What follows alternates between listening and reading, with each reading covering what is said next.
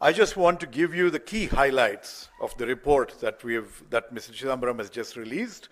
That report will be shared with you immediately after the press conference. And we will also be sending you a soft copy of the report, a Word version of the executive summary. Now, and I can also send you the highlights PPT if you wish. Anyway, I'm not going to repeat what he has already highlighted, but let's go ahead.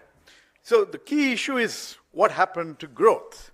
That is the title of our report this year.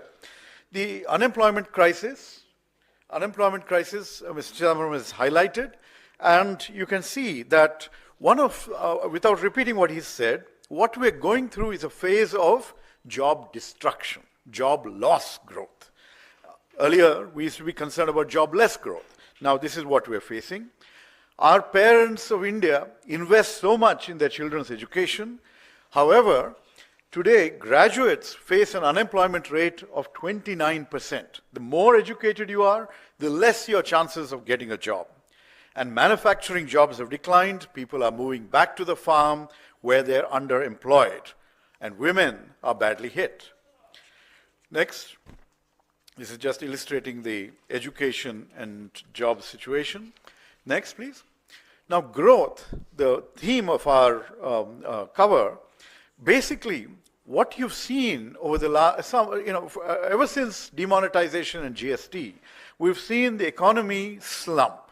And this Modi slump, as you may want to call it, is now the new normal. This has become 6% or so as the average growth. At this rate, we are heading straight into what economists call the middle income trap.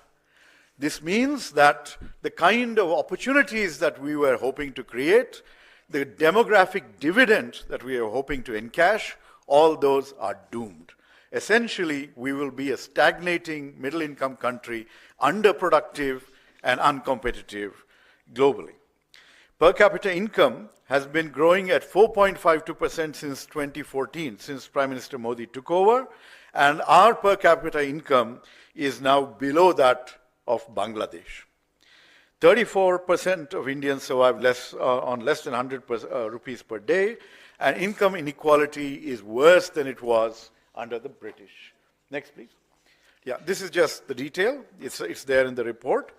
The other real challenge, next, is that incomes are stagnating, people's and household savings are dropping, and their debt levels are increasing. Household savings are now at a 47-year low. Consumption growth is at a 20-year low, and household debt has soared to a record 39% of GDP. Basically, the families of India are in deep distress. Next. Manufacturing. The normal pattern of development is the move from farm to factory and then to services. India is experiencing a reversal of this particular pattern.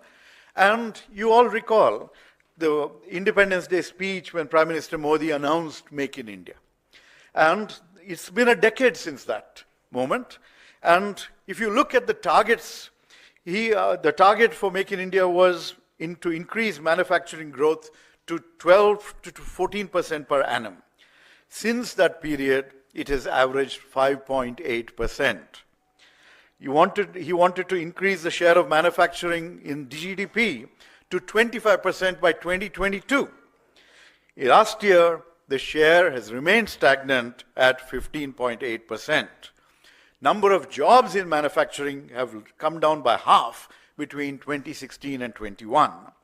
And he announced that he would create 100 million jobs in manufacturing by 2022. Instead, we've seen the workforce decline from 12.6% more than a decade ago to 11.4% last year.